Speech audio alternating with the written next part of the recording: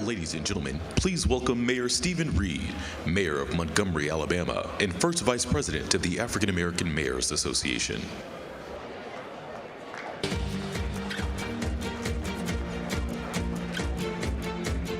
Good afternoon. Good afternoon. Good to see everyone. Come on in. Glad to see everybody here for the closing Gavel Luncheon.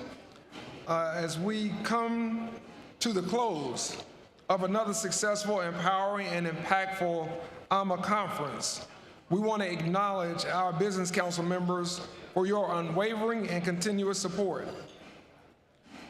We would also like to acknowledge our delegation of mayors from the country of Colombia who have traveled to be with us this week. Thank you. If you are in the room, please stand. All right. Thank you. We see you. Thank you for coming. Thank you for your partnership, and we look forward to strengthening our alliance with you. We would also like to acknowledge our newly elected mayors, those who have taken office since our last AMA conference, who have started service in their communities. Newly elected mayors, will you please stand?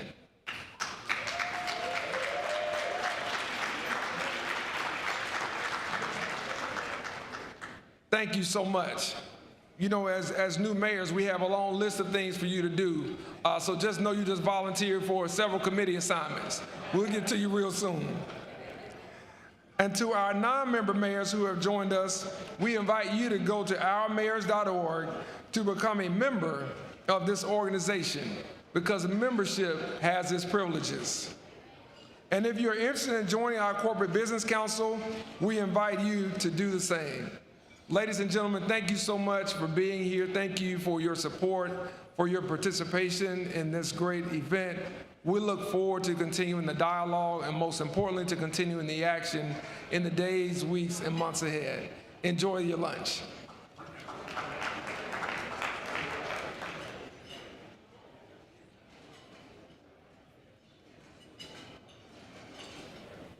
Ladies and gentlemen, please welcome Reverend Walter Mobley, minister of the Victory Baptist Church in Atlanta, Georgia.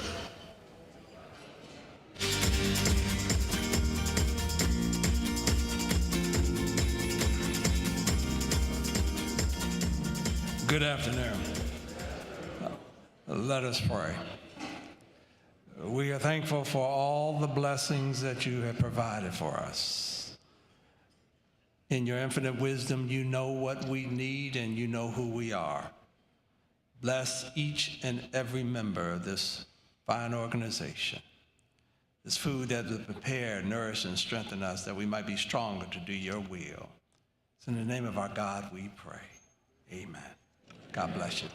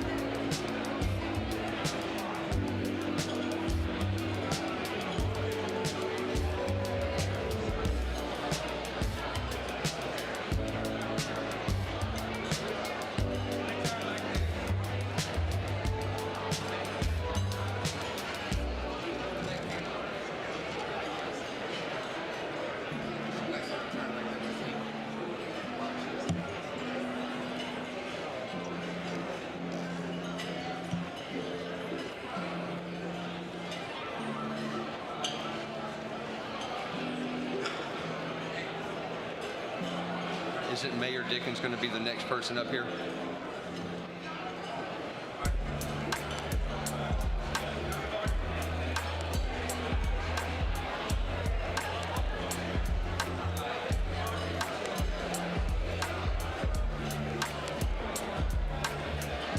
Because Mayor Dickens wants the podium so that he can put his paper.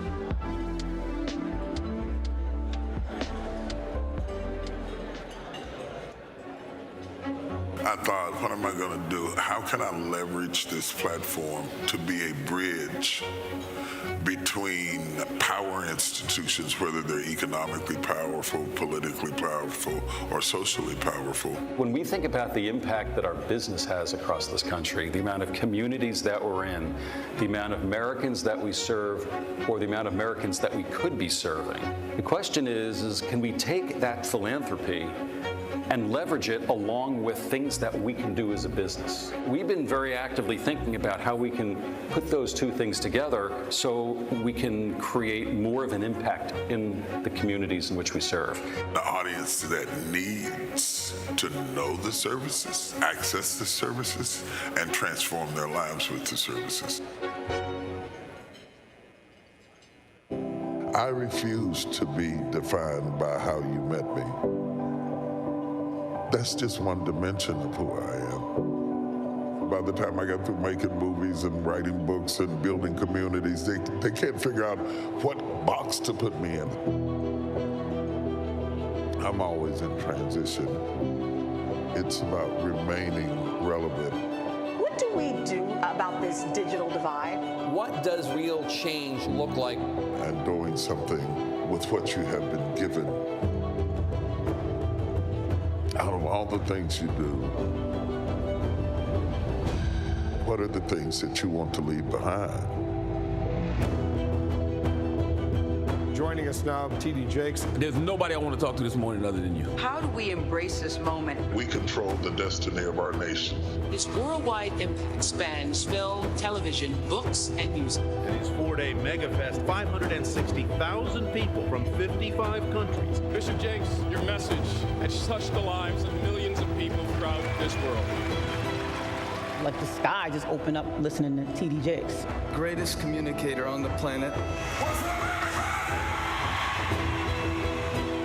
But I don't want to just be inspirational and not transformational. His ministry has poured millions into poor Dallas neighborhoods. Kyler Perry is getting a new neighbor on the Fort McPherson property in Atlanta. You cannot be what you do not see. A new curriculum is being tied to an upcoming performance of Hamilton. Everything that I'm doing now is about training the next generation.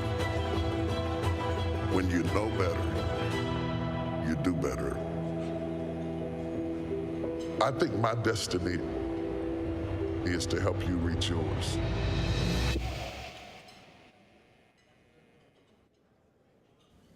Ladies and gentlemen, welcome to the next Fireside Chat, moderated by Atlanta Mayor Andre Dickens, featuring Bishop T.D. Jakes, Chairman of T.D. Jakes Enterprises.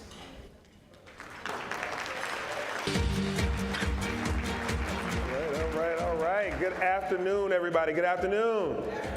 I hope you all are enjoying your lunch here in the city of Atlanta.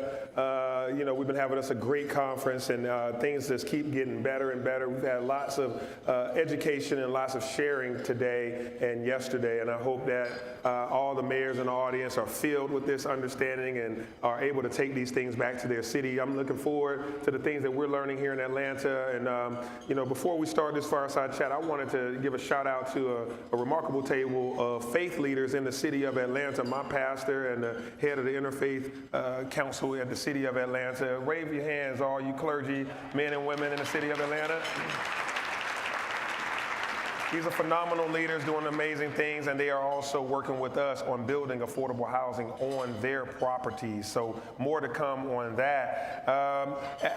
This is a fireside chat with the great Bishop T.D. Jakes. Of course, unfortunately, the bishop couldn't join us in person this afternoon, but we're going to carry on with our chat because this is something that we're all very, very interested in. Bishop Jakes and I are talking about strategic private and public partnerships to build inclusive communities. I know that's important to everybody, building inclusive communities. A big thank you to our sponsor and certainly friends of the city of Atlanta, Wells Fargo and Company.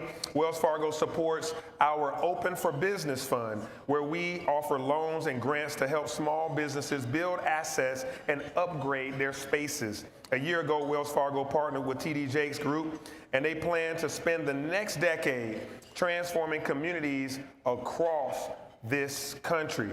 So, Bishop Jakes, are you here? Can we get Bishop Jakes here on the screen? Want me to pause? We lost him? Oh, y'all got me up here. Is this my chance to do that sermon I've been wanting to do? Reverend Smith, he been saying, yeah, when your time come, I'm gonna let you get there, but not now. This reminds me of, no, this. Well, while we're waiting on TD Jakes, I am gonna shout out these faith leaders in my community. I'm gonna name them so that as Jakes is coming on, you guys will know these folks. Reverend Sean Smith, Bishop Jack Bomar of Hillside International, Reverend Susan Buxton of Allen Temple AME, Dr. William Flippin Sr. of Greater Piney Grove Baptist Church, Reverend Cynthia McDonald, Emory Chaplain, and St. Luke AME, Bishop Monty Norwood, Bible Way Ministries, Dr. Maisha Handy of ITC, Reverend Eric Thomas of St. Peter's MB Church, as well as Wesley Myrick. He's the City of Atlanta Senior Policy Analyst. What we've done in Atlanta, you let me know when it's ready, but what we've done in Atlanta, I have set a goal to build or preserve 20,000 units of affordable housing between 2022 and 2030. And to do that, I said we got to use all the available land that we have. And I looked at city-owned land, and I looked at land that's owned by our transit authority, land that's owned by our public school system. We put together a team that we call a strike force. And I also said, I know that there's land that churches, that mosques and synagogues may have, that they may be going underutilized. So there's parking lots that are not as utilized as they once were. There may be extra land that you have bought for an expansion that may happen later or may not happen at all. Whatever, there may be extra land that you've been inherited or been given. And so how can we utilize that land so that senior citizens can live near the church that they worship at? How do we use that land so that we can build for housing that is necessary for people that are experiencing homelessness? How can we rapidly build on that? And so we set up a faith-based housing development initiative, and Wesley raised his hand and said he can do that and lead the charge. So now we know that these great clergymen and women, they speak Hebrew and Greek, but they don't speak development. They don't speak zoning and planning and site planning and development. No, they preach and pray. So we're helping them decode all that legalese and all that development talk, LIHTC and all these agreements that we have to build affordable housing, and they are all on their way somewhere in this process of about to build and construct housing units on their land. So give them a round of applause for starting this program and for being the first participants. Some are building micro units, some are building full-fledged 1-bedroom, 2-bedroom, 3-bedroom units, some are building for seniors, some are building for those that are experiencing homelessness. So whatever you guys may think about how to do this in your cities with your clergy, that can be useful. And part of the conversation we're going to have today with Bishop T.D. Jakes is about projects that we have here. How we looking? All right, y'all getting closer to that sermon I'm going to give y'all. All right, we're good. He'll be up in a minute. So one of the things I do want to highlight while we're waiting on that is Wells Fargo, as we talked about, their partnership with us in this work, our Open for Business program that we have. And the Open for Business Fund is a set of money that we're utilizing as grants and loan support for small businesses in the city of Atlanta. Most of that money is going towards underserved communities on the south side of Atlanta, those small businesses that need money to scale, some of them, and some of them need money just to be able to survive and thrive. And so we've been using that platform with Wells Fargo Open for Business to be able to do that. So check in with Wells Fargo on a program that you can utilize that's similar to that. And then Wells Fargo, for this plug, deposit another $20 million in the City of Atlanta's program just to keep us going, okay? Thank you. All right, we good now? No.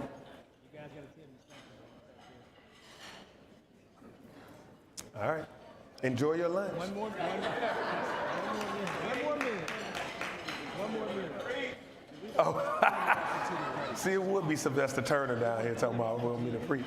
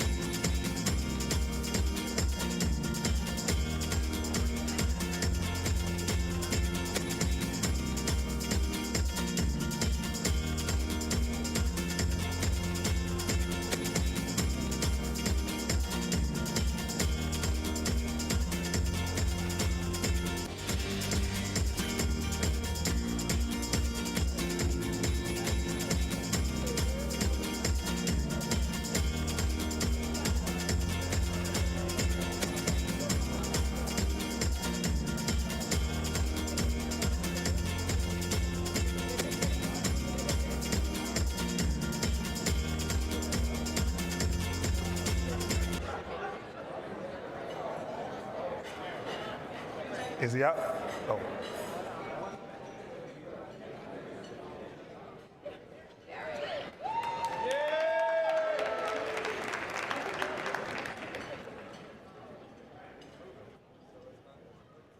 All right, Mr. Jakes, can you hear me?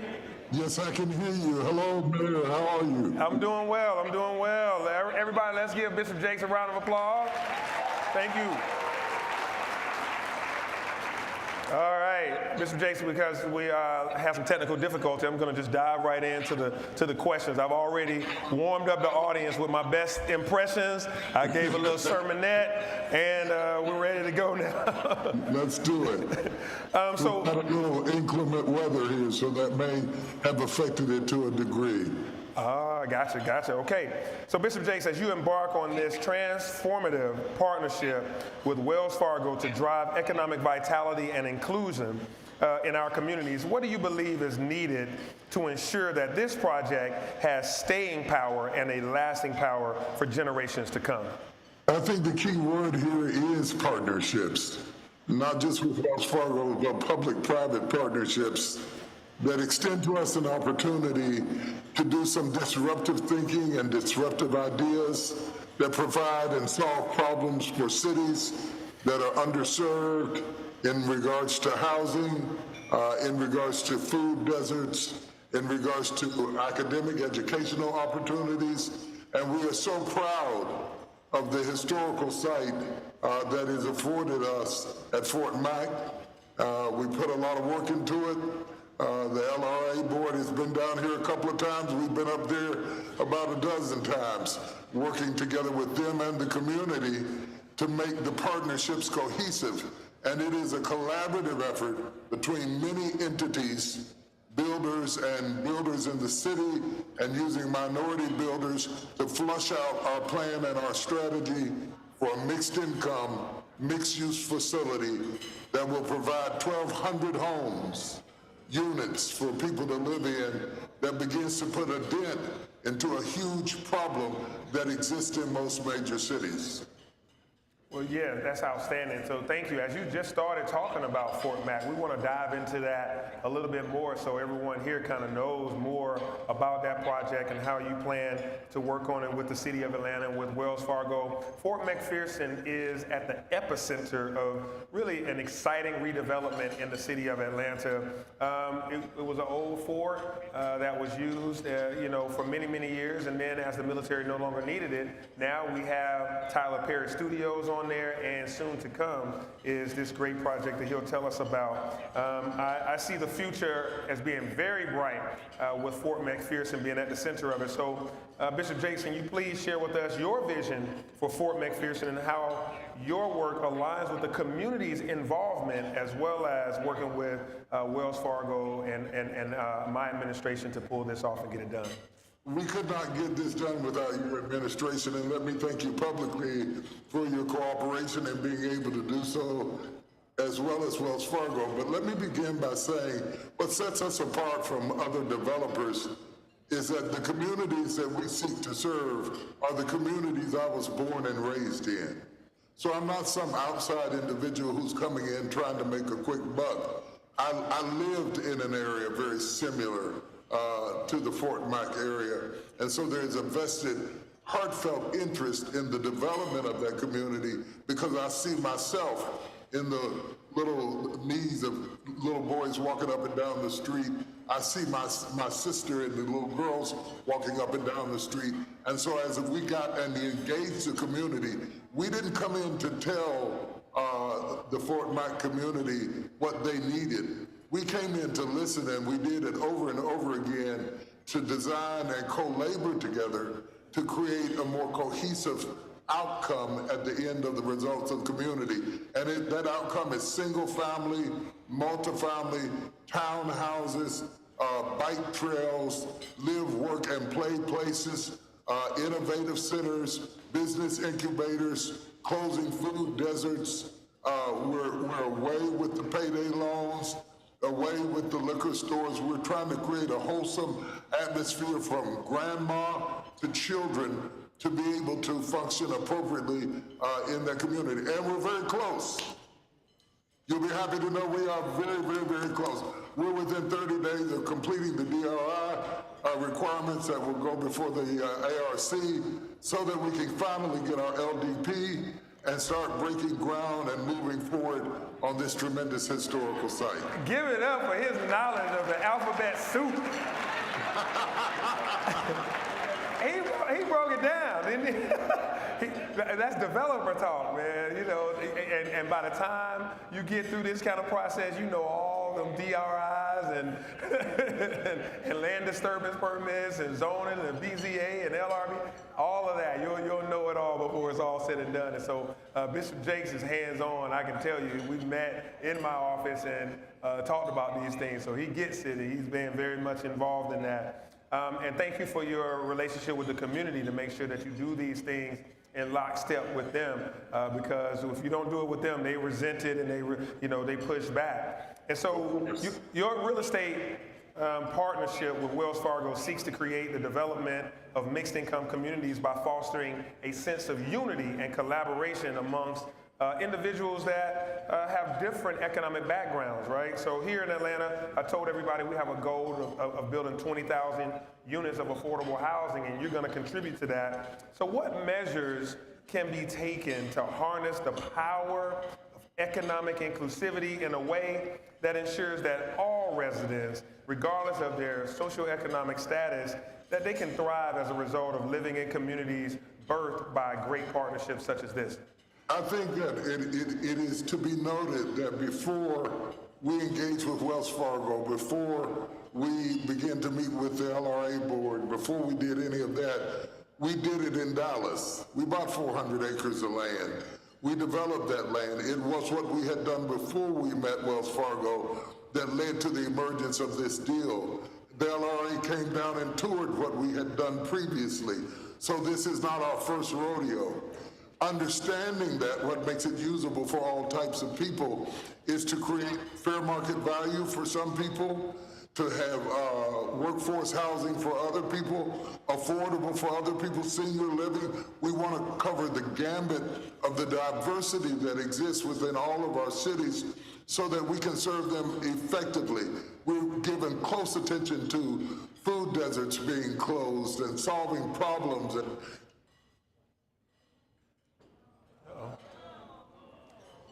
yeah, he's had a bad connection. Uh-oh. All right, we're going to give it a little second for him to come back on. If not, What do you say? You need that? Well, I thought backstage, I thought about this. I said, I should have gave y'all a choice. I should have said, do the sermon, do a comedy skit, do a rap, or talk about affordable housing. You got it, let's go. At your wish, I heard the cry of the people say, talk about affordable housing. You should have voted. That's it. We all talk about voters' rights. Y'all should have voted. You would have got your sermon, but y'all didn't vote. You're gonna get this talk about affordable housing. Van want me to line to him. That's what he keeps saying. He says it's done. Enjoy your lunch, everybody. God bless you. And spend money in Atlanta. We need it. We got a little time for us. Go.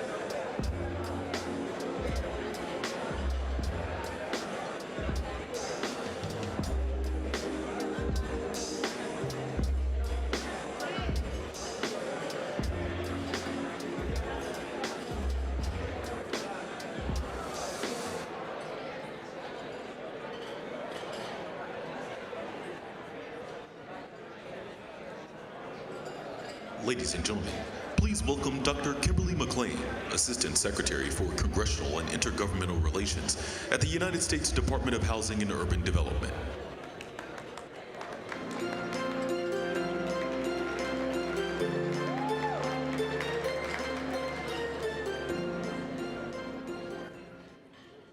Well, good afternoon, beautiful people. It is absolutely wonderful to see everyone. I hope everyone got a little bit of sleep. I did not, but that's okay because we're going to keep it moving. Thank you for the honor and privilege to be before you today. I stand before you extremely humbled at the amount of Black excellence that is in this room. It does my heart good to see all the work that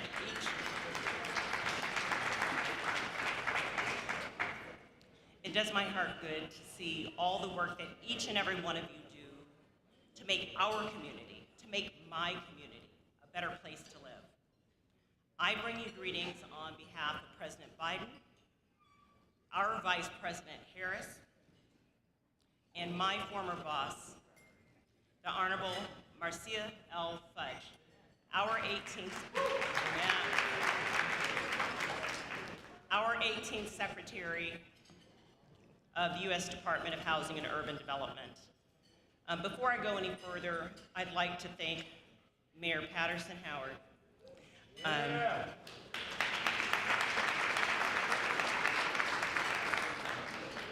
I have been just in awe of your leadership, your passion, and your dedication to making all of our communities the best that they can be.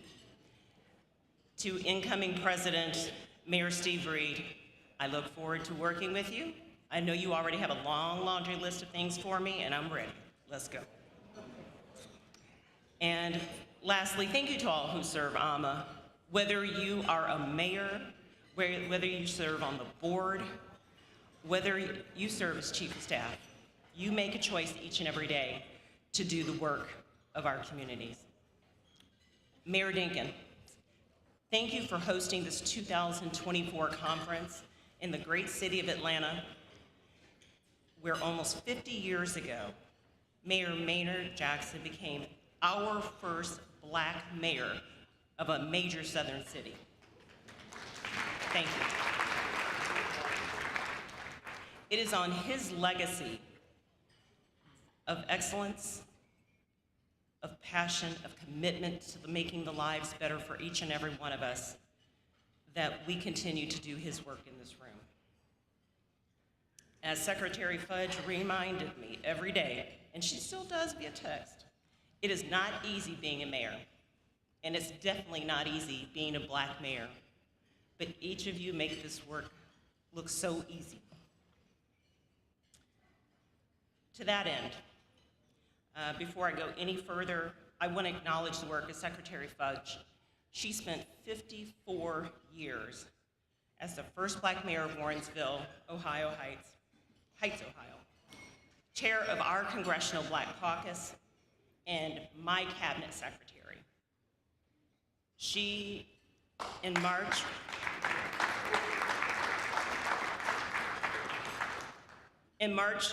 of this year, she ended her leg of the race and passed that baton to me. So I stand before you today to say, I'm continuing that race on behalf of Secretary Fudge.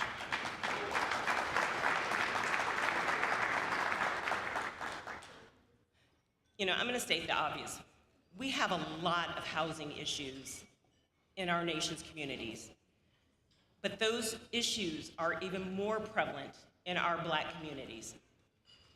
We still continue to fight discrimination in the form of appraisal bias, discrimination of when people come home from being incarcerated, that people don't want to rent to them, they don't want to sell to them. We fight continuously still the issues of redlining. You can call it redistricting, you can call it moving lines, you can call it whatever it is. But when you start moving those lines and they affect the values of our homes that we have worked long and hard for, that's a problem. But even more, we see that our communities are being bought up by large and small investors. We see the gentrification occurring. We see the lack of affordability. And we see the fact that we have, in a lot of our communities, older home stocks where our mothers, my grandmother, my mother live in, and they don't want to leave their homes. Well, I stand here to say that these are things that we can and will continue to fight alongside you at HUD. We are your agency. We are the mayor's agency. We are committed to doing everything that we can to ensure that you are successful, that your communities, that our community, the community that I live in, and that some of you serve and take care of me and my family, that those communities can thrive in our places, that we are able to build our economic wealth, that we can send our children to school, that we have stores, pharmacies, hospitals to be in, that are not, communities that are not food deserts. One of the things that I share with everyone when we start talking about affordability, because that's an issue.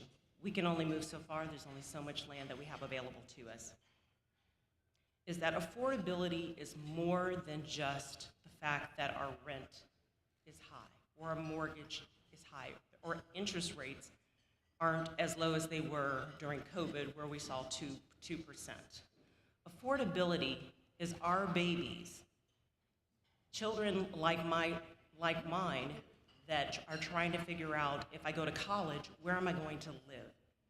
For a lot of our children, they're going to college, but they don't have a place to stay if they're not staying in the dorms, because they're making that choice. I can pay tuition, and then I can sleep in my car, or I can couch surf. I stand before you to say, we can and must do better. Looking at our communities where our HBCUs are at, and saying, how do we build workforce housing? How do we build housing for our students so that they're not couch surfing? HUD has committed $10 million to HBCUs to assist in this effort. We are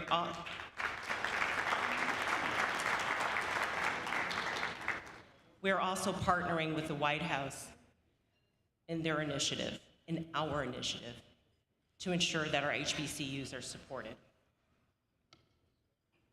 So if I couldn't leave you with any other things, I would say, how do we tackle these issues? Well, first and foremost, the federal government doesn't have all the money. It's us being creative in our communities in the way that we attack it. It's using public-private partnerships. It's looking at our zoning laws. But more importantly, it's pulling every lever of the United States government to be able to tackle these issues. It's looking at Department of Transportation funds that you can utilize if you're trying to build or develop along transportation routes. It's looking at Department of Energy and U.S. Department of Agriculture and those urban agriculture funds. But just as important, use up all your HUD funds. Every last dime that you have, if you have ARP funds on your books, spend it to zero. I literally have a spreadsheet. I look at every one of your offices. Every week, they send it to me whether I want to or not. Use your money, otherwise I'm gonna call you. Use your community block development funds. You can utilize those funds for, they're the most flexible. Utilize them for anything that you can do. If you want to do a plus up, use that. And last but not least, take advantage of programs like HOME and pro-choice housing. Those will help us preserve the homes for our families that they're currently living there. Use your Section 202. I call it, in simple terms, that's funds for our elderly. That will help them stay in their homes. They are our fastest growing population of homelessness and housing insecurity. I don't want your parents, my parents, or anyone else's. No auntie should have to worry about, or pop, if you will, should have to worry about where they're gonna live in their older, and nor should they figure out how they're going to try to afford medicine. So with that, I say, I thank you from the bottom of my heart. I stand on the shoulders of giants. I am so humbled and grateful to serve each and every one of you. Though my title says U.S. Department of Housing and Urban Development, forgot where I was at today. Good God Almighty. My paycheck got to keep coming, so I got to get it right. Listen, I got tuition to pay, y'all. I'm your assistant secretary. I am here to serve you. If you can call me at any given time. I may not have the answer, but I do have the heart. I love each and every one of you. I thank God for you, and God bless America. God bless our troops.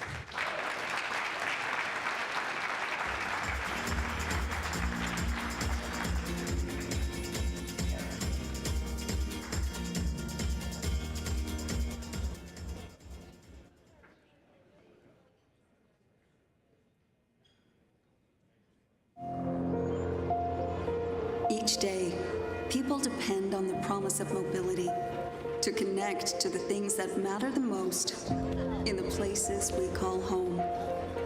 At HNTB, we are committed to making those connections possible. Within our communities, we are leveraging the power of transportation to connect friends and families, creating lifelong memories. We are connecting people and bridging communities by bringing people together and expanding opportunity. Advancements in innovation and technology are allowing us to enhance our communities by reshaping the future of mobility. Through collaboration and a commitment to making sure all voices are heard, we are helping to create a collective, bright future. At every stop and each turn, we are creating positive, lasting connections so everyone rises together. At HNTB, we make connections possible.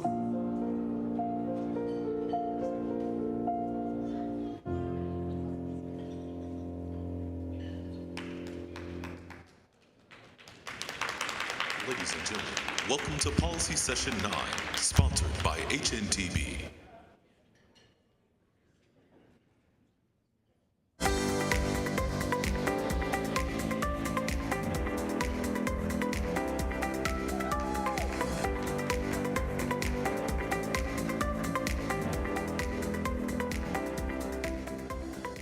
Good afternoon, AMA. How are y'all doing? Hopefully lunch was delicious. First of all, it's great. It's an honor to be here on the 10th anniversary of this organization, an incredible legacy of leadership we've been able to celebrate the last few days. As mentioned, Maurice Henderson, Vice President of Corporate Development for HNTB. Thank you to Mayor Patterson Howard for your leadership over the past year of this organization. Thank you. Yes. Congratulations to Mayor Steve Reed on his upcoming leadership. Very excited for him. Special thank you to Phyllis, a longtime friend, the AMA staff, all the volunteers. I also want to thank the folks at the Omni for making sure that this has been a pretty seamless occasion for us. Thank you again to all those folks. And I know Mayor Dickens had to bounce, but I wanted to thank him for his gracious hospitality in the city of Atlanta for doing such a great job this week.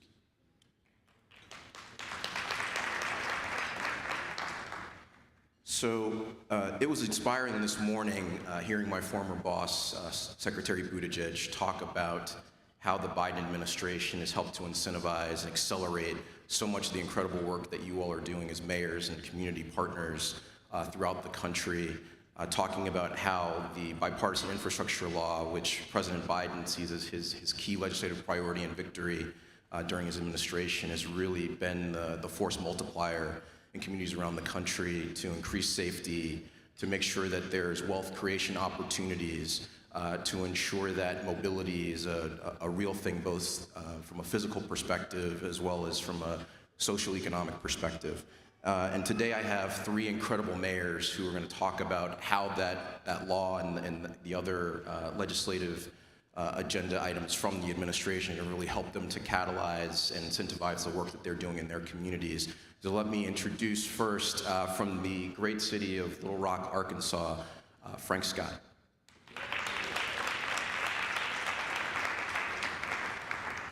Thank you, Mr. Mayor. From the great city of Tacoma, Washington, Victoria Woodards.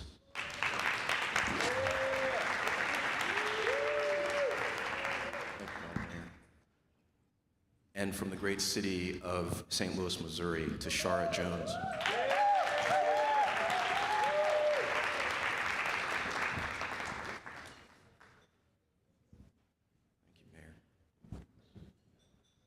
Well, it's really an honor to be here with all of you. We have worked together in various capacities. When I was most recently the senior advisor to the Secretary of Transportation, when I was the chief of staff for Mayor Wheeler. I've just been such a fan of the work that you've done, and you've been constants over the course of my career, as so many of the folks in this room have. So thank you. So my first question that I want to throw out to you is about how you've been able to leverage the bipartisan infrastructure law, the ARP funds, Invest America, et cetera. The Biden administration's $1.2 trillion, and I will stress it this way, down payment on America's future has injected critically needed funds into communities around the country, particularly yours, and you have seen significant benefits across your cities. Mayor Jones, reconnecting and raise for the Green Line, or the Brookline Greenway, excuse me. You've also seen FTA and FAA dollars come to your city in the form of millions, tens of millions, hundreds of millions of dollars. Mayor Woodards, you all been working on that SR 167 comprehensive plan for a number of years. You've received Infra and Invest America grants. You just got the announcement on the Reconnecting grants as well for the I-5. Mayor Scott, in Little Rock, you've got that $2 million for the feasibility on the I-30 decking project. We've also seen the money come through FTA for the metro there, and the Christie grants for the Little Rock Port Authority. I'm curious, what excites you the most about being in a position of leadership at this historic moment, given the needs and the opportunities for our communities? And Mayor Jones, I'm going to start with you first. Well, good afternoon, everyone. I hope you're enjoying your lunch. What I am most excited about being mayor at a time such as this is the Biden-Harris administration is sending resources directly to cities and a lot of times giving us the leeway to spend the money in the ways that we see fit. So we've used half of our ARPA allocation, which was almost $500 million. We're using half of that as a down payment on our Economic Justice Action Plan, which you can find on our city's website. Our Economic Justice Action Plan seeks to empower, develop, and transform communities that have been neglected, left behind, and flat out ignored for far too long. And we're using this to leverage additional resources and additional investments up to $1 billion because we know that that ARPA funds have a time limit of 2026. And so we want to continue to make these investments and continue our progress on the Economic Justice Action Plan for many years to come. Thank you. Mayor Woodards. What excites me about this time is being a mayor at this time. You used the word earlier, historic. We have not seen these kinds of investments in cities, and as Tashara Jones just said, direct to cities. So we're getting the full benefit of the dollars that are coming to us instead of it going to the state and then they taking what they need off the top and then getting it to us. And I think what also excites me is that as cities across America, we have proven through ARPA that we know best what to do with the dollars. If the federal government would just send all their money to the cities, we could make America a much better place than it is today. Amen. Amen. But you know, it also has been a historic time, as everyone knows. Being a mayor through the pandemic was not an easy thing.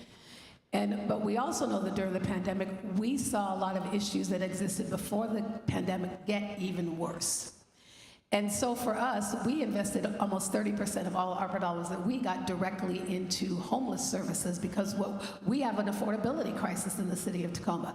So we took that money and are investing it in getting people housed and finding places, building places that are more affordable or converting hotels, office buildings into affordable units.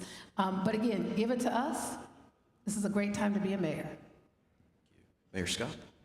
One of the things I think that we're so grateful to the Biden-Harris administration is that we were allowed to restore faith in government as it relates to the pandemic, the COVID-19 funds, as well as the American Rescue Plan Act.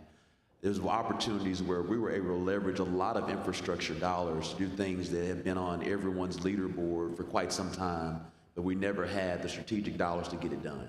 And so that came about, and I want to give a shout out to all of the black mayors in the room because we really put a lot of pressure on the Biden-Harris administration. Was any other association, we put a lot of pressure and they were very responsive. And so we're grateful to the Biden-Harris administration for listening to us, but that also gave us the opportunity to bring those dollars back to the community and also help share with everyone else, okay, we know we brought these dollars back and we know who didn't vote for it as well. And so, but we know every now and then people who didn't vote for things, they still want to show up for the photo op, right? But we want to uplift the black mayors because they were the ones really holding people's feet to the fire. Yeah, 100% agree, and I know that some of the Biden-Harris folks are still here, and thank you so much for your service to the country, continuing to take those calls as Mayor Scott just mentioned, and we look forward to continuing to work with you on this larger vision. Going into my second question, I want to talk specifically about the wealth drivers, and how are you leveraging this, again, this historic infusion of federal funding to ensure that those who have been overburdened and under-resourced are seeing the full value and weight of that investment and an opportunity for their wealth creation. Mayor Scott, I'm going to begin with you. You recently got the Cities for Financial Empowerment through the City Smart program. And I know a lot of that work is also in partnership with the Bloomberg philanthropies. I'd be curious whether it's that example or some others that you're using in your city to help ensure that wealth creation opportunity is there. I think it's vitally important, as a friend of mine once said, is that we have to be very intentional to ensure that black and brown communities are participating in the progress that we're seeing from the economic perspective. And with that being stated, is we also have to provide the necessary resources to make certain everyone understands the opportunity and take that opportunity to its next step. And so one of the things that we've been very proud of within our city is leveraging our federal dollars, whether it be from HUD or USDOT, to really move the ball as relates to minority business, women-owned business enterprises as they're getting the work. But also, we have to have a greater understanding of financial education and financial literacy. And so what we're doing, number one, we recently launched a minority women business enterprise mapping system online to match our diverse suppliers with other employers to increase our procurement spend. But secondly, we also want to make certain that our residents at any level, but particularly the lowest levels, understand how do we move the dollar and how do we make the dollar work for ourselves as we move forward. So we're grateful to Bloomberg. We're one of 5 cities that were able to get this particular grant. But also shout out to Bloomberg with their Black Wealth Data Initiative, because we have to start showing the data. The data refutes any argument, it refutes the narratives. It shows, particularly from an infrastructure standpoint, just how much the cementation of redlining through interstates have created historic woes in our communities, financially, socioeconomically, and institutionally. And it's our job to break down those barriers, and we're able to break down those barriers by having the resources that we're receiving from the Biden-Harris administration. So it goes back to what my 2 sister mayors have already stated about it's not only historic, but it's been intentional, and we must not forget who was there for us. Thank you. Mayor Woodard, would you like to offer any thoughts? I was thinking about when you first entered office. I was the chief of staff in Portland, Oregon, just down the road from you. And I remember you did the Downtown on the Go initiative, where you invited all of your residents to come join you on bus rides around the city of Tacoma to do listening sessions. And most recently, during your State of the City, you flipped the script and you did feedback stations, so that this summer, I believe it is, you're going to hear from your constituents. I'm assuming that this wealth creation opportunity, just like it is for Mayor Scott's residents, is very important for yours. It was really important for me, especially this year. So normally it's called the State of the City. We flipped the script and called it Your State of the City, and really set up 6 different stations for folks to come in and talk about what was important to them, what's missing for them, what they need. And it's so funny because we had people show up looking for the speech. Where's the big speech? Where's the auditorium? It's like, no, it's about you. It ain't about me. And we had people who walked in disappointed, but got upstairs and got to participate and came down and said, this is the best thing I've ever seen, will you do it again? But I think what helps us in Tacoma, and you talked about data is so incredibly important. And so in Tacoma, I'm really proud that we built an equity index with 32 indicators that will show us, because of redlining, what communities in Tacoma have had the least amount of investment. And so all of these dollars that we're getting and we're leveraging with the state as well, we are focused on using our equity index because it doesn't lie. It has all of those data points and can tell us exactly what neighborhoods, block by block, who needs that investment the most. So instead of doing it equally, which everybody talks about, it's not about putting money in every part of town, it's about putting money in the part of town that will benefit the greatest from the investment. And I'll take it just a little bit further, because the equity index isn't just embedded in infrastructure. We now make it so through our equity index, every single department, every fiscal note, like you have a fiscal note on every piece of policy, there is now an equity note on every piece of policy. And staff has to prove why that particular investment that they're recommending should happen in that neighborhood. And so that's helping us a lot, making sure that we are getting money to the places that need it the most. Thank you.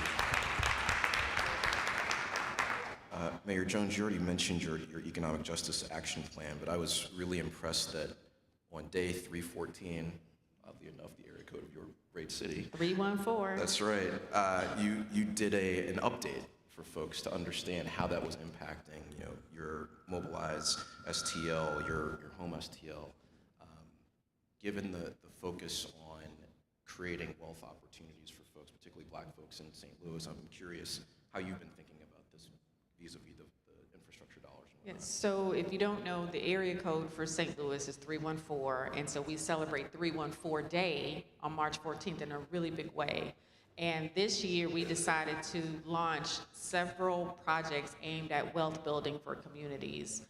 One is a contractor loan mobilization fund to help contractors who already have a contract with an existing to do work, so they can, if they are slow to payment, like if there's a 30 or 60-day lag, then they can apply for a loan for this fund and fill the gap. We also have a homeowner assistance fund, not down payment, but assistance fund, where eligible homeowners can get up to $50,000 in home buyer assistance. And we also have another mobilization fund that helps nonprofits scale up and deliver work in communities. So we launched all these 3 programs at our what's going to be our newly renovated, an old electrical plant that we're turning into a world-class workforce development center on Martin Luther King Boulevard. And we were intentional about locating it there because we all know what they say about MLK Boulevards in most of our cities. The old joke from Chris Rock, what do you do if you find yourself on MLK Boulevard? Run. We're trying to change that answer to stay. Thank you. Thank you for that. Threw me for a loop. Look, you've got your mayoral colleagues out here in the audience. You have private sector, public sector, nonprofit partners who are really interested and excited about the work that you're leading and so many of the other mayors are leading throughout the country. What would you tell us as those external partners? How can we help to continue the work that you're doing? How can we help you to further vision? How can we help you to actually build some of the things that you're talking about? And I would open the floor to any one of you to answer first. I think my colleagues are looking at me because I'm the only one who hasn't gone first yet. There we go. What I would say is, first of all, I'm just going to be honest. Partnership that includes dollars or makes it less expensive for us to do the work. Some of our corporate partners have a lot of funding that will support the work that we need to do in our cities. And I think, I just finished being president of the National League of Cities, and I had the 3 Ps, but it wasn't public-private partnerships. But when we talk about that P, that partnership is so incredibly important. We know that as cities, government doesn't work the fastest. As much as even we as mayors who run our cities are sometimes held down by what the process is. But I think if you all can continue to help us with innovative ideas, if you all can continue to support us with products that make our, continue exploring and advancing in technology, in whatever area that you're in, so that we can take advantage of those opportunities, I think that's really important. What I would say to my elected leaders is that we don't have to do it by ourselves. They say there's nothing new under the sun, and while there may be some things new, the way to do it is what's changing. And there's nothing that hasn't been tried in some way that you can't learn from another mayor or another city. And so if you've ever heard me speak, I continually encourage us to learn from each other.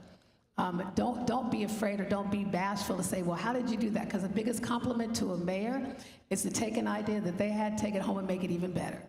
And so I would say to you all, just continue to support us, but to mayors, learn from one another. And you all can help us also by helping to spread that word about what you're doing in other cities and showing us how we can do that in ours. Great. Mayor Jones, Mayor Scott? Sure. I think one of the things that she shared, we often learn that money is the mother milk of politics. Money is the mother's milk of cities. And so we definitely need those resources, but I want to go a step further. In addition to the resources that we definitely need from you, we also really need your true participation and engagement. We have a lot of ideas that need resources, but we also need the people, the operational excellence to ensure that our campaign promises can be met, so we can have a promise made, promise kept. From that standpoint, I really believe that's a greater way how we can become incubators together to have even new ideas by marrying our ideas with yours, your resources, and able to take it to a speed to scale. And so that's one thing that I would ask of you. I know HMTB has done that in Little Rock and Arkansas, so much so that you guys recently opened up an office in Little Rock at a request and some other ideas, but you guys have been very helpful in understanding that in our 30 crossing areas, Little Rock has a history of where interstates cemented blacks and whites. And we knew we had to do a construction of the Interstate 30, but HMTV really worked alongside the city and city leaders to ensure that we were going to recommit communities on Interstate 30 by putting forth our new deck park that we're working towards that will receive the dollars from USDOT. But that was engagement, that was participation. You listened to us, you brought a new idea, and we were able to work all together. So that's what the type of work that you all were able to do at HMTB. We really need other companies to do that same type of work because, as Ron Brown shared, at Target is more than the check. Mayor Jones, you want to bring us home? Yeah, so to add to what Victoria and Frank already said, so when companies decide to partner with local government and help us fix those everyday problems that keep us from being efficient, if companies could also help, if you help us, that helps everybody. The number one thing that a lot of times companies complain about is city government works too slow. Well, come in and help us make it work faster. Bring us the tools and don't make us pay for them. That's right. Well, thank you for that. Amen to that, right? That's right. Since this is 50 years since Maynard Jackson was inaugurated, I'll just end on a quote from him. We cannot solve all problems with the same thinking we used when we created them. So thank you all for being the problem solvers that you are. Thank you all for your attention. Appreciate y'all making the time for this presentation. Thank you. Have a good afternoon.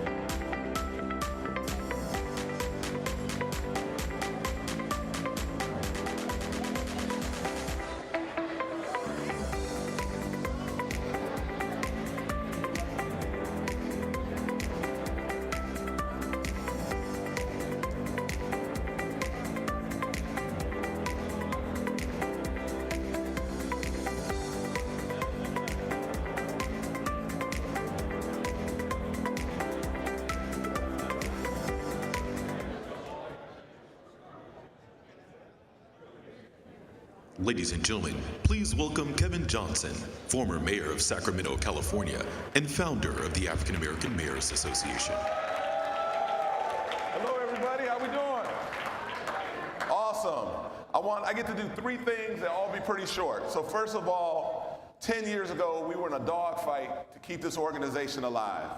And I am just so proud. I never gave birth, but I'm so proud to be here 10 years later and see what this organization has developed into. Please give Phyllis and the board a round of applause. All right, I know we have some founding board members out there. Do we have any founding members of the organization out there? Come up here, Johnny, Mayor Ford, real quick. I want you to see them. Business council, staff, any founding members, real quick? Come on up real quick. I need you to see these folks. There was about 25 people, 17 board members. Hardy, I know you out there somewhere. Stephanie Rawlings Blake, come on, girl. You was on the board. She think I forgot. Come on now. This is gonna take 1 minute. But I want to tell you, this organization was literally in the shambles. There was fraud, embezzlement, debt, tax liens, personal. It was all kind of stuff going on. And we used to meet together secretly. And I'm going to tell you while he's here, Tom Cochran's out there from the U.S. Conference of Mayors. Give him a round of applause. I was on track to be the president of that organization, and we was talking about saving this one at the same time. And I saw how well that organization ran. And I'm like, we know black excellence too. We know how to do that. So we would have to sneak around and meet and plan. And what we decided to do was close down the National Conference of Black Mayors because it had so much bankruptcy and all kind of crap going on. I'm gonna tell you one half story in a second. But then we had to start a new organization. And we started that new organization with business council members and these mayors and a number of other mayors. And look what we've turned into today. So the only story I'm gonna share really quickly is at this time, President Obama was in office. And the reason why we fought so hard was 2 things. One, we felt like we had an obligation to protect the history and legacy of black mayors and the organizations and what had happened in the past for all those years. And then secondly, we black mayors, and we didn't get invited to the White House because we was gonna embarrass President Obama because of the organization. Y'all understand what I'm talking about? You know when you're in the White House, they will vet the organization. You know what I'm saying? So normally you vet it and one little thing pop up, like bleep, bank draft overdrawn, something simple. $10. This organization was like beep, beep, beep, beep, beep, beep, beep, beep, beep, beep, beep, beep, beep. No, I'm not exaggerating. It just kept, the ticker just kept going.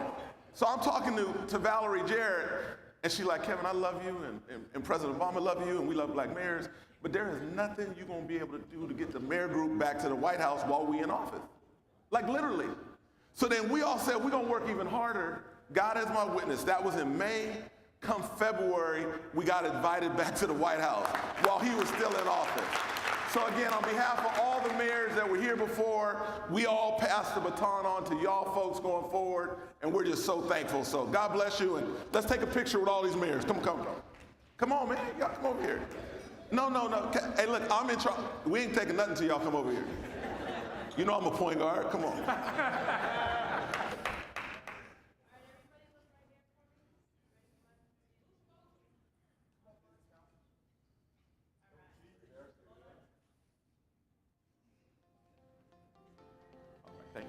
Thank you. Thanks, everybody. Thank you. Thanks, brother. Thanks, Sean. All right. I get the second job is I get a chance to install. So Phyllis, will you come on out and call on the mayors on stage, on the board, so we can get them on stage?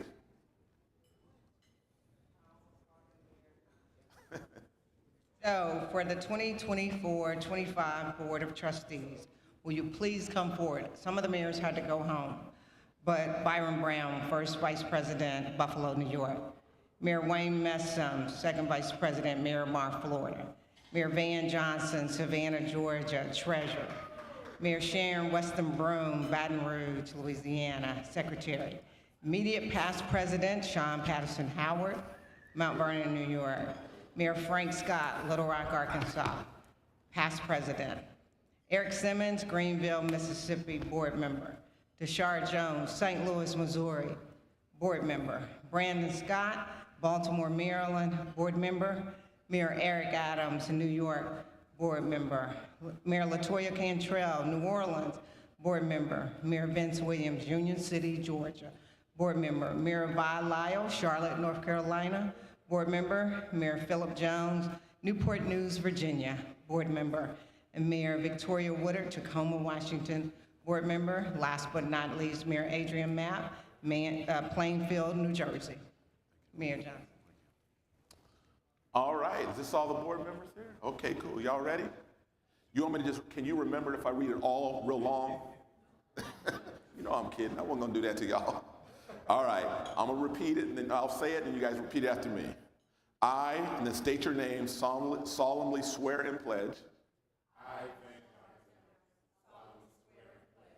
that I will faithfully carry out the duties of the Board of Trustees of the African American Mayors Association to the best of my knowledge and abilities, and that I commit myself to the highest professional standards and ethical principles during my tenure in office. I shall be accountable to the membership, provide the leadership and foresight needed to support the mission of AMA. Hold on, let me do it. That was my bad. No, my bad. No, you ready? That was my bad. Provide the leadership and foresight needed to support the mission of AMA and make decisions for the betterment of AMA to the best of my ability. Based on that oath, this is my job now. Based on that oath, I want to say they have voluntarily taken. I now proclaim you duly installed Board of Trustees of the African American Mayors Association. Wait, get the picture. Y'all got a picture, right? Get a picture of them boards up there.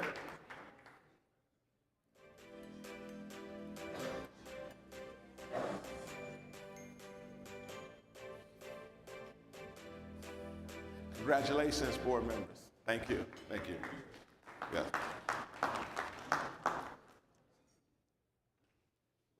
Thank you all. Thanks, brother. Proud of you.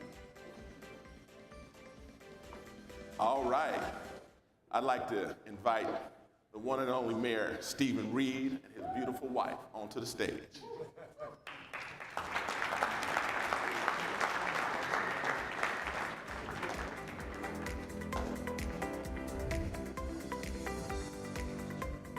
Hey, Phyllis, what angle you want?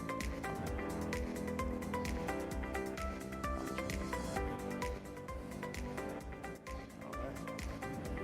Ready? Y'all ready? This is a big deal right here. You sure you ready?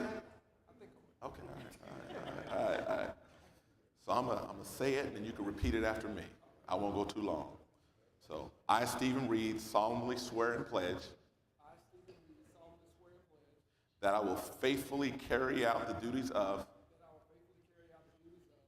President of the Trustees of the African American Mayors Association to the best of my knowledge and abilities, and that I commit myself to the highest professional standards and ethical principles during my tenure in office. I shall be accountable to the membership, provide the leadership and foresight needed to support the mission of AMA and make decisions for the betterment of AMA to the best of my ability. Based on that oath that you voluntarily taken, I, Kevin Johnson, now proclaim you duly installed President of the African American Mayors Association. Mayor Stephen Ray. Proud of you. Thank you. Y'all got to take a picture first. Take a picture first out there. You take one, I'll get a second one. That's like a prom shot, John.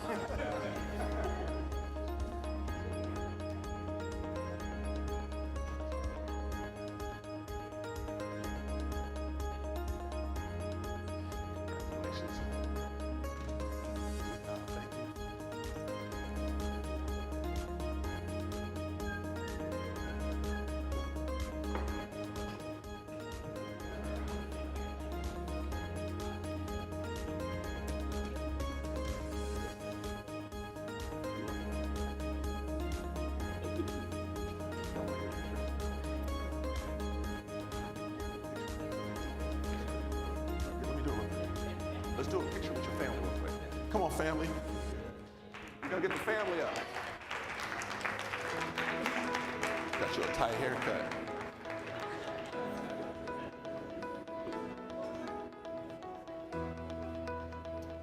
That's a beautiful picture. Oh, we got one more coming? Two more? Okay. Here you go. Look happy, look happy.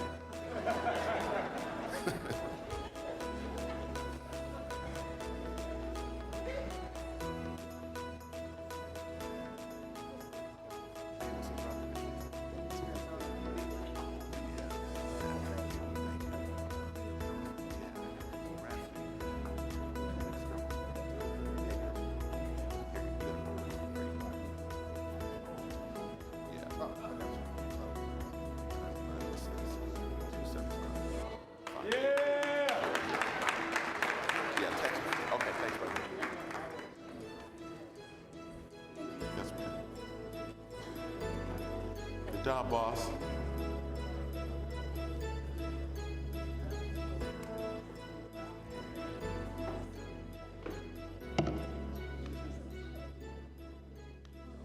Good afternoon. I know that we've had a great program, know that we've had a great lunch, and we've had a great conference. I certainly want to thank everyone who's been a part of this, because without all of you, there would be no AMA. To former Mayor Kevin Johnson and all of the leaders, all the officers, all of those who played a part in getting this organization on track, I think it is important that we recognize just how significant that was. Restructuring, reorganizing any organization, whether it's church, whether it's a company, or anything that involves people, is hard work. It takes courage and it takes commitment. And so I give it up to those mayors and those that supported them in this position. Now, I will take just a quick point of personal privilege and just say to Kevin Johnson, I don't know if that was harder to lead this organization, if it was harder dunking on Akeem Olajuwon. Leading the organization. I believe that KJ was one of my favorite players back.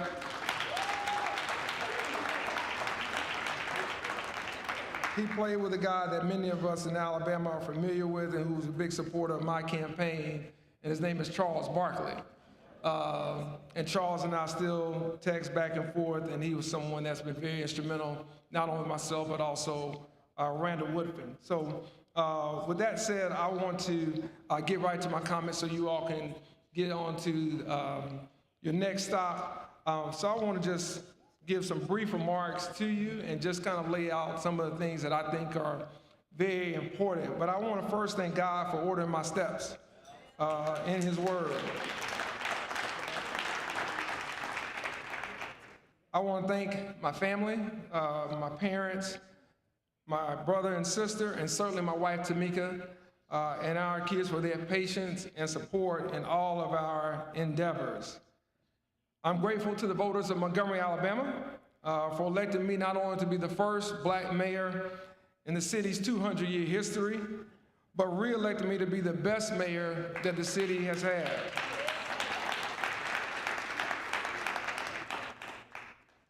Finally, I want to thank my colleagues, my fellow mayors, those that I have learned a lot from, those who have shared so much information with me, for really having the confidence in me to lead this organization. And I think when we consider that, we have to think about everyone is a leader. And so when you're a leader of leaders, it really is humbling. So I thank all of them for playing a role in this. Mayor Patterson Howard, I want to thank you and your team for the great work that you have done leading ALMA this last year. You have left an enduring impact on all of our communities. You have brought forth things from your experiences and your background that I don't think a lot of us really considered from a policy and political standpoint. So I'm glad that you uplifted so many of those issues and championed those issues, and we want to continue to move those forward.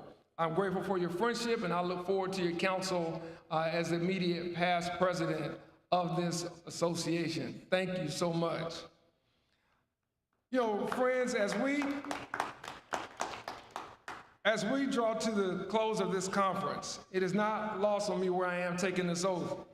Usually this transition would occur in Washington, D.C., but rather than our nation's capital, we're in the capital of the New South, a city forever linked to mine. Both Atlanta and Montgomery were instrumental in shaping Dr. Martin Luther King Jr.'s leadership and his life. More importantly, his service to humanity. Without these cities, the story of America's journey towards civil rights would be incomplete. Our streets, our churches, and our people were essential to advancing Dr. King's profound vision. Today, as we carry forward his vision and legacy, we must recommit ourselves to the values of justice, unity, and transformative leadership that he championed. And so since we're in Atlanta, I want to begin this afternoon by discussing an MLK quote that I agree with so much. The arc of the moral universe is long, but it bends towards justice. But that belief is rooted in the spiritual Stephen Reed. That unwavering faith in the ultimate good of mankind is part of my spiritual life. Luke 12:48, everyone to whom much is given of him, much will be required. And from him to whom they entrusted much, they will demand the more. Last night, I received an award named after one of my political mentors, someone who I look to as an example, and that's former Mayor Maynard Jackson by the National Black Economic Council. It meant a lot to me because in the essence of Mayor Maynard Jackson are two quotes that stand out to me. Leadership is not always about maintaining the status quo, it's about pushing the envelope. He also said, politics is not perfect, but it's the best available nonviolent means of changing how we live. Now, when I think about Mayor Jackson, I pull out a piece of paper that I've had for over 22 years. This piece of paper has the notes from a 30-minute meeting that went 2 hours plus at the top of the Equitable Building with former Mayor Maynard Jackson. He had taken a meeting from me at the request of my father because I was trying to figure out what I was going to do next. And he said, well, you know, young Reed, you can come by here, but I only got 30 minutes. And during the course of that, I didn't take all the notes down. It wasn't until maybe about an hour and a half, or sometime I looked and I said, this is going a lot longer than 30 minutes, that I started writing and scribbling some notes. And so for those who are from Atlanta, you'll know some of these quotes and some of these things I just want to highlight to you. The ballot, the buck, the book. Talk to Greg and Juanita Barranco. Banking, housing development, automotive groups. I'll set you up with H.J. Russell, Egbert Perry, Noel Khalil, Matt Wilborn. Atlanta Quest, one-year-old organization to make sure the black community doesn't lose ground. And probably most important out of all of this, certainly those names, get free and stay free. I'm gonna come back to that in a second. I have moved, I don't know how many times, but for some reason I have never lost. Out of all the things that I have lost that I probably just got in the last week, I have never lost this over 20 years from that time and sitting down with Mayor Maynard Jackson. And so to my fellow mayors, when we shift the status quo, more times than not, there's someone's status that may be attached to that quo. When you push the envelope, someone has something in that envelope, and we need to understand that. But for the moral universe to come to fruition, we must make sure that we are changing the status quo and we are pushing the envelope. And as mayors, we have two basic goals: to create the best possible environment for our communities to grow and prosper, as well as to protect our citizens. But I believe collectively we can do so much more. We can hold one another accountable. We can push our own envelopes. We can upset our own status quo. Because if I'm pushing mine, you can bet I'm going to push yours. Let's take a look at how we leverage finances and partnerships. Let's examine our sometimes antiquated policies, procedures, and regulations. Let's find new national and international investors, like Mayor Andrew Young did when he expanded the Hartsfield Airport with $400 million from the Dutch government. None of us are doing everything right, but all of us are doing some things right. We already have each other's back in friendship, but we also need each other's brain power and horsepower. Let's calculate the gross domestic product of our cities, and let's look at that as bargaining power. Most of us have our international sister cities. Let's have sister cities among ourselves. If some cities have figured out the bond market, zoning, business retention, CVI, criminal violence, community violence intervention, let's talk about that. Let's change our own status quo. Ultimately, Dr. King was right. The arc of the universe is bending toward justice. Our job, though, is to help it, is to push it, and to bring as many people along as we possibly can. I recognize that this is a lot, but I'm convinced that the stakes are no less than the durability of democracy. When my term ends next year in 2025, we'll be on the cusp of celebrating 60 years of the Voting Rights Act. But depending on what we do in November will influence whether it's a celebration or whether it's a funeral. Now, a lot of that is going to depend on what we do. And if we sit back and if we don't activate when we leave here, then that's on us. If we don't use our platforms, if we don't use our megaphones at this time, then that's on us. If we can come here and eat and dance and shake and speak and twist and step, then we need to make sure we get to work and we start pushing. We need to make sure that we are fighting in the true legacy of those that we quote and those who we talk about. Because for us, it's not enough just to hold the title. It's not enough just to hold the office. It's what is it that we do for the office for those who put us there. And I believe that there's a lot of capability in this association. And so when we go away this afternoon, let us go away more than ever committed to this struggle. There's too much at stake between now and November. There's too much for us to say, well, we're nonpartisan, or we're not supposed to be political. No, everything is political.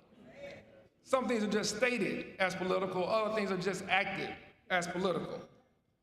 And our God is marching on. When Dr. King got to Montgomery with 25,000 marchers right on Dexter Avenue, he said, somebody's asking, how long will prejudice blind the vision of men, darken their understanding, and drive bright-eyed wisdom from her sacred throne? Somebody's asking, when will the radiant star of hope be plunged against the nocturnal bosom of this lonely night, plucked from weary souls with chains, fear, and the deaths of the manacles of death? I come to you this afternoon as I close. However difficult the moment, however frustrating the hour, it will not be long, because truth crushed through the earth will rise again. And so our cities have to be strong, but they can only be strong if we're strong. They can only be resilient if we're resilient.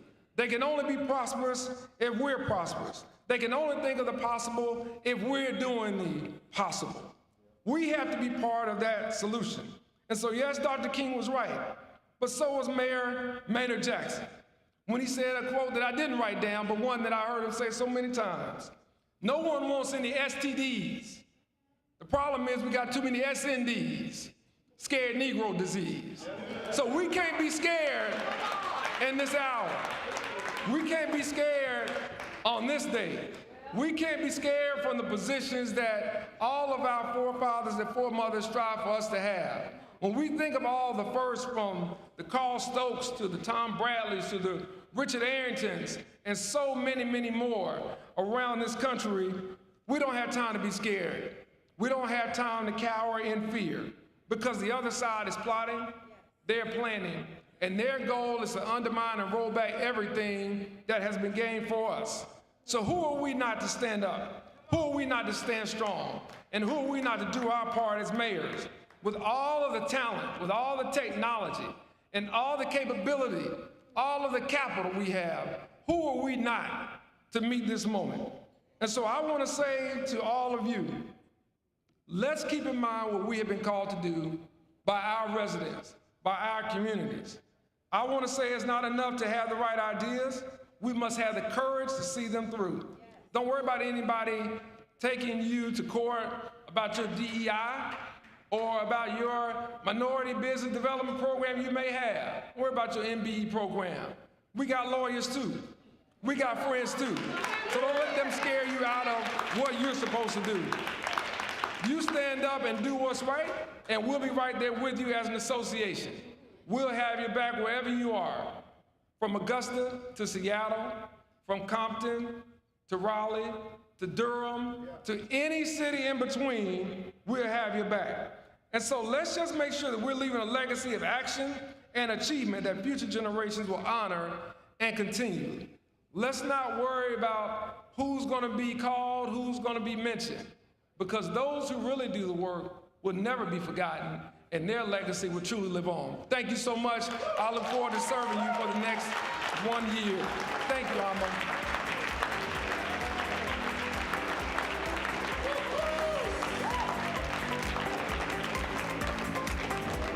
All righty, what a way to end the conference.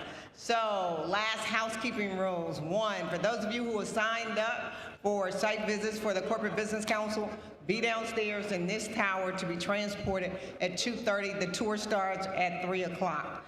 For those of you who are going to Georgia Aquarium for the closing reception, remember you can come relax. You can wear your city paraphernalia, your Greek paraphernalia, whatever you want to wear. And remember, that reception is from 6 to 8. Buses start departing at 5:30. For those of you who signed up for Tyler Perry Studios, you should have a form in your email that you should have sent back by now. If you had come to breakfast, you would have known. But also, for those of you who are going to Tyler Perry Studios, you can take your luggage on the bus and you can actually leave the studio with your luggage. They'll have a place for it. And then lastly, but not least, in the morning, we hit Morehouse campus. They are waiting on us. For the mayors and business council members that are actually graduates of Morehouse, we will transport you separately. You will have a conversation with the students, young men at Morehouse from 9 to 10.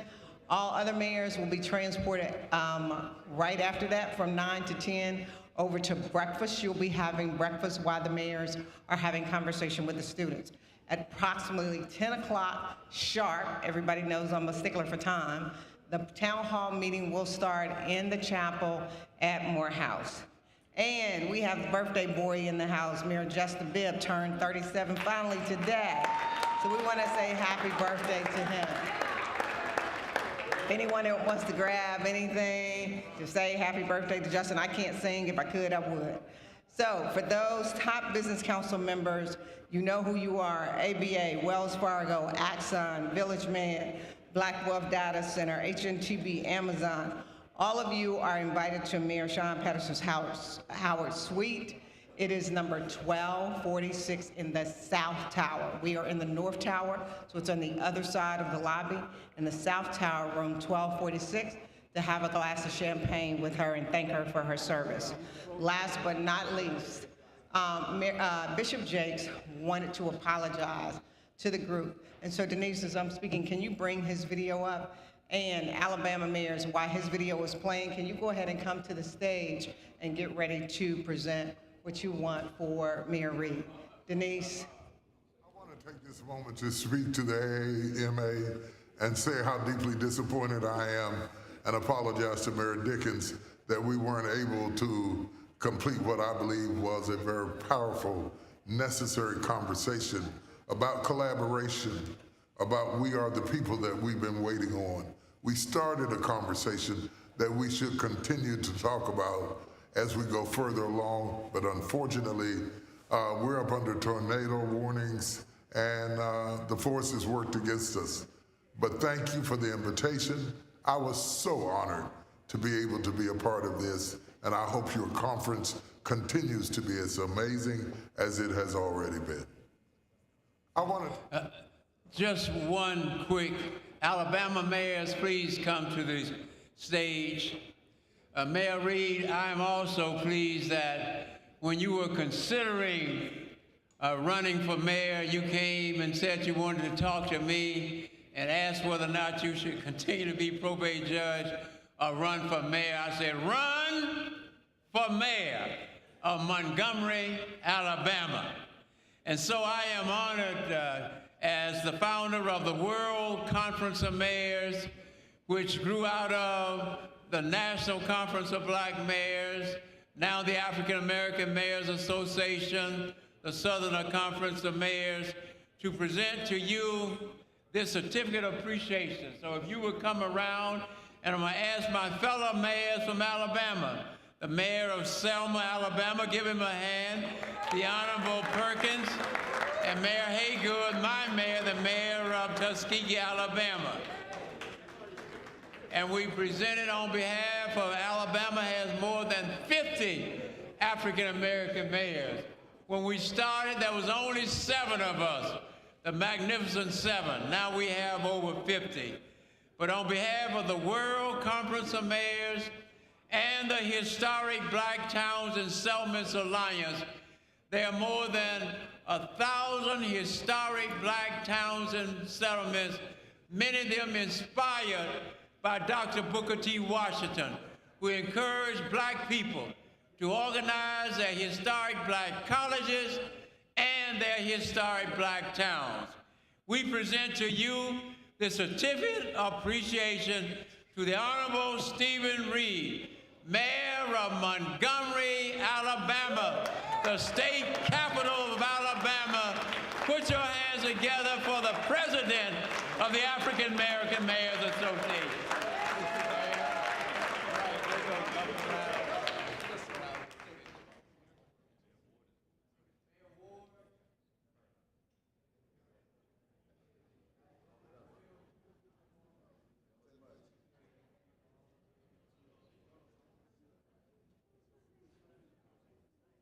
For anyone going on the T-Mobile tour, it is leaving at 3 o'clock sharp, so be downstairs at 3 o'clock.